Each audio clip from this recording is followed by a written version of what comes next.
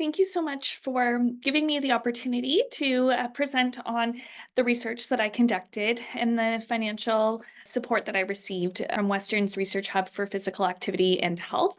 And so, in this knowledge exchange series, I'm going to be talking about the 24-hour movement guidelines for older adults and our implementation of these guidelines into the London community.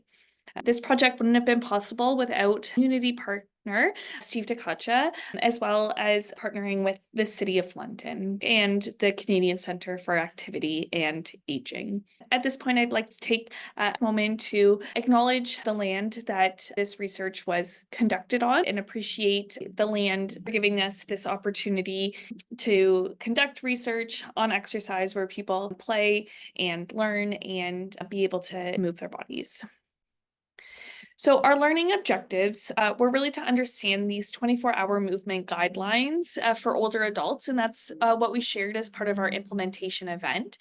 So I'll then share with you what we did for our implementation event and then sharing the outcomes of this implementation event. So some data from our older adults. So this study was conducted by myself. I'm an assistant professor in the School of Physical Therapy. I'm also a physical therapist by training. And Steve Ciacca, who's our community partner and the program coordinator for the Canadian Centre for Activity and Aging, and the liaison between Western University and the City of London. So this project definitely wouldn't have been able to be done without his support and the fantastic team from the City of London, as well as the Boys and Girls Club. So exercise, as you know, and physical activity are very important for many health benefits. And previous exercise guidelines were really specific about exercise and physical activity, but they didn't really address what a 24-hour image might have looked like. So not really addressing the sedentary behavior as well as sleep patterns. So these new guidelines were developed to try to take a more holistic look at what 24 hours should look like. And these types of guidelines have been created for children, adult pregnancy, as well as older adults, but we'll be focusing specifically on the older adult guidelines.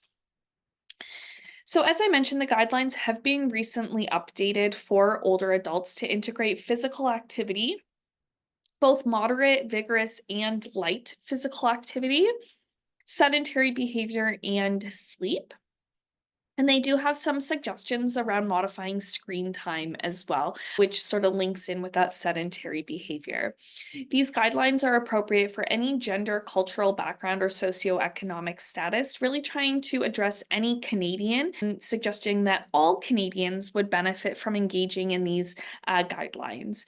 They may not be appropriate, though, for older adults with a disability or medical condition, and that's where maybe referral to another healthcare professional more capable of evaluating safety in exercise and physical activity for somebody with a disability or mental condition may be appropriate. So exercise and physical activity are important for many health benefits. They lower the risk of mortality, cardiovascular disease, type 2 diabetes, hypertension, cancer, anxiety, depression, dementia, help combat weight gain, adverse blood lipid profiles, as well as having benefits towards reducing the risk of falls and falls-related injuries. Beyond our muscular system and our cardiovascular system, we also see benefits in our skeletal systems, as well as our cognition, quality of life, and physical function. So the benefits are truly for our whole body systems. And so, of course, emphasizing the importance of everybody engaging in exercise and physical activity, especially as we age, where some of those chronic conditions become more prevalent. So for health benefits, adults aged 65 and older should be physically active every single day, minimizing sedentary behavior and achieving sufficient sleep. And so when we break that down more specifically, older adults should be engaging in at least 150 minutes of moderate to vigorous physical activity each week. And so this can be accumulated in any way. It could be 5 days a week for 30 minutes. It could be broken down more than that. It could be in one bout as well, which may not be necessarily advised. But the idea is that it doesn't really matter how you're getting this activity. The intention is to really get you moving. And that's where these new guidelines are a little bit different than the older guidelines, where there were a bit more specific rules.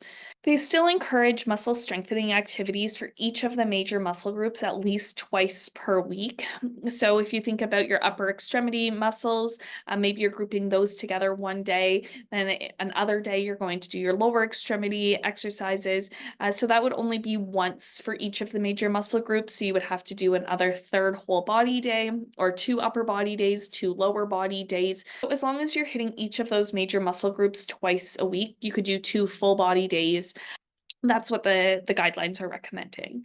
They also want physical activities that challenge balance, and that's a bit unique to these older adult guidelines. So no other set of guidelines recommend challenging your balance or working on balance training. And then finally, looking at several hours of light physical activity, which could include standing. So trying to reduce that sedentary time. So as I mentioned, what's unique to these guidelines is this balance component. And so including balance daily is an important component for older adults to reduce their risk of falling, and this isn't in any other guidelines. For sleep, they recommend getting 7 to 8 hours of good quality sleep on a regular basis, and they encourage consistent bedtimes and consistent wake-up times, and that sort of speaks to that quality of sleep again. For sedentary behavior, they recommend limiting sedentary time to 8 hours or less. So ideally no more than 3 hours of recreational screen time, and trying to break up long periods of sitting as often as possible. So we know that there's many health benefits with replacing sedentary time with additional physical activity or light physical activity for more moderate to vigorous physical activity. So the intention here is really trying to reduce that sedentary time with light time and light time with moderate time, trying to get as much that body moving as possible, while also trying to preserve sleep. And the more that you do, the better health benefits you're going to get. And so we want to progress towards hitting these targets, and any sort of progress towards that will start to see some health benefits. So we're not necessarily looking for perfection, but progress. So I gave a talk similar to that to a group of exercise instructors at the City of London. And 7 out of the 15 instructors were able to attend, and we also had attendance from the coordinator of all programs for the City of London, and provided that education on the older adult 24-hour movement guidelines. And so, although we only reached about half of the instructors, we did get 100% community center engagement, because these instructors teach at many different community centers. And so we asked the instructors before the implementation event how confident they were in these guidelines before the event, and they were quite confident, so 84%. And we did get commitment from all of these instructors to conduct classes that meet these guidelines to educate the people that they're conducting. But then we also got a commitment from the instructor to review the exercise classes that are being taught at the City of London to make sure that they are meeting the guidelines. So that's really successful. We wanted to further evaluate whether or not this implementation event changed behavior to try to make older adults in London more physically active. And so we went to exercise classes that were taught by fitness instructors that attended this event, and provided older adults with an activity monitor and a diary to track their activity and sleep.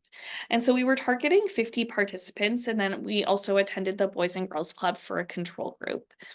Currently, we have 12 participants. They're all female, but they're doing really, really well. So we can see that their sedentary behavior, maybe not quite hitting the guidelines, so about 10.5 hours per day, when the guidelines recommend around 7 or 8.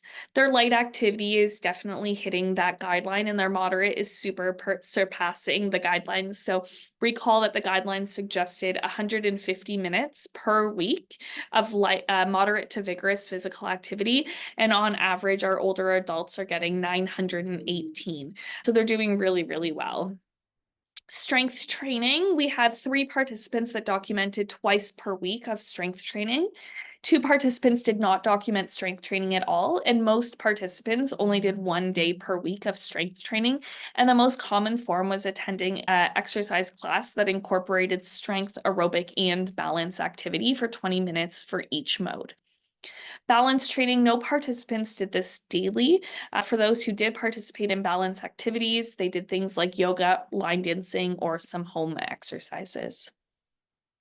When evaluating their sleep, the average sleep efficiency was 92, which is definitely good quality. On average, they were sleeping 7 hours, but were in bed for 7.5, and that does align with our guidelines. They were awake on average about 13 times for about 2.5 minutes per time. So we're going to continue to collect data, getting a bit more from the City of London as well as from the Boys and Girls Club. We also want to take a look at older adults not attending fitness classes to see whether or not there's room to grow on implementing exercise guidelines into the community. So maybe we've targeted the already super active individuals and those that are motivated, but maybe we do need to target those people that are doing more sedentary activities but still attending the community center. And so we're going to target those not attending a fitness class. We're also going to provide education to Boys and Girls Club instructors. So now that we've started to collect some data from the participants at the Boys and Girls Club, we'll see how that compares, but then provide the Boys and Girls Club instructors with this implementation event to make sure that they're educated on what the guidelines are. And then continue to collaborate with program coordinators, both at the City of London and the Boys and Girls Club, to reevaluate these exercise programs that are being offered to make sure that there isn't a disproportionate emphasis on aerobic exercise and that there are opportunities for older adults to meet the guidelines for strength and balance as well. So our key takeaway is that implementing guidelines in practice does require support from our community partners. So this wouldn't have been possible without the support from all of our community partners, CCAA, City of London, the Boys and Girls Club, and their effort in connecting me with older adults for data collection, as well as setting up the implementation event. So they were integral to that. And so establishing these partnerships, I think, is very important when it comes to moving research into practice. As well, we saw that older adults are kind of rock stars if they're attending these fitness classes. 918 minutes per week of moderate to vigorous physical activity is no joke. And we do see that they are performing really well aerobically, but not everybody was exceeding these expectations when it came to strength and balance training. So we need to maybe put more of an emphasis on strength and balance training and incorporating that into the fitness programs as well. So thank you so much for this opportunity to share this research and the opportunity to perform this study. If you have any questions, my email's on the screen and I'd be happy if you reached out. Thanks. Hello, my name is Ciacca and I'm the Program Manager for the Canadian Centre for Activity and Aging. One of the key initiatives here at the Centre is to ensure that the knowledge that we gain through our scientific and research endeavours is translated and made available to those who it will impact on a daily basis. A key partner in our knowledge mobilization is the City of London and the members of their recreational and sports community services teams. We've also recently begun working with the Boys and Girls Club of London and their senior programming teams within a similar effort.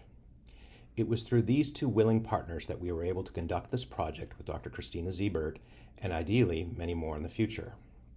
Today I'm going to be sharing with you some of the experiences we had and the involvement in this project of the two community co-investigators.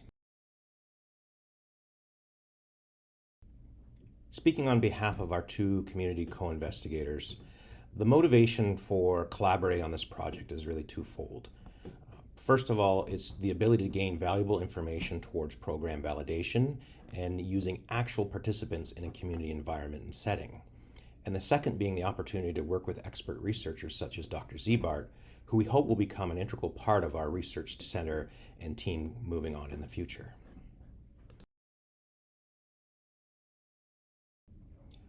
One of the more valuable processes of the project was the ability to work with Dr. Ziebart and really be right there at the initial stages of design and implementation of the process.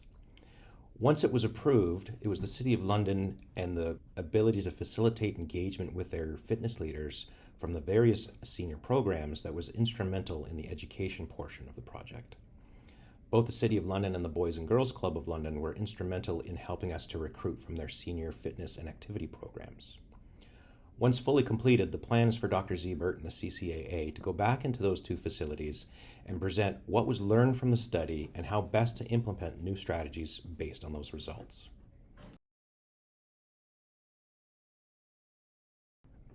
One of the more rewarding aspects of projects such as these is the ability to validate programs that are already in place and ensure that they are of a high value and very effective within the community in which it's serving. It's also extremely helpful to have organizations such as this to be able to partner with. And the City of London, as well as the Boys and Girls Club, have been extremely open to collaboration with both our programming and research initiatives. It's also very satisfying to be able to interact with the people that these programs are benefiting from and really getting that human touch and seeing how our research is impacting their lives. Ultimately, we hope this is really only the first step of applying a true systematic examination of our current programs within the community environment. It's going to really help us to ensure that we are meeting any gaps that are currently there in the programming, and also being able to provide our best preventative type care and exercise programs that include a multiple of factors within the community itself. In the future, we hope that this group exercise program can really become the model for which other municipalities across the province and country can adapt to better serve their community members as well.